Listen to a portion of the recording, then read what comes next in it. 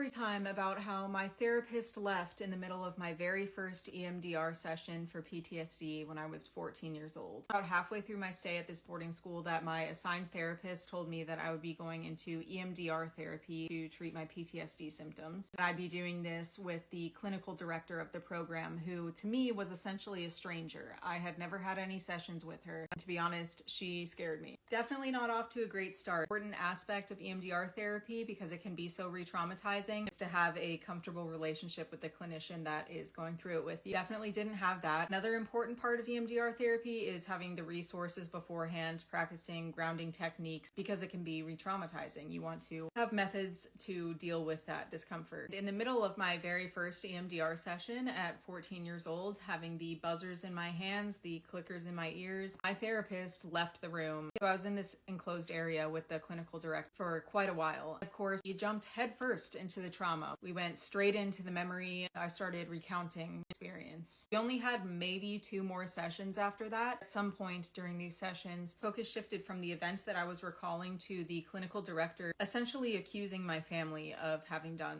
the same to me, which was not true. I remember my PTSD symptoms got a lot worse after that, which I did get punished for, because of course it makes total sense that in a therapeutic environment, you're not allowed to express your emotions, particularly the difficult ones. I hope this story isn't taken as a warning against therapy in general, but rather as a cautionary tale about these programs in the troubled teen industry, because this is by far not a unique experience, being re-traumatized by people who said that they were going to help. Just one example of the illegitimate therapies that these programs use, but I think it's very telling that there is no footage of this because there were no cameras on the entire campus, and the clinical director failed to make any records of these sessions.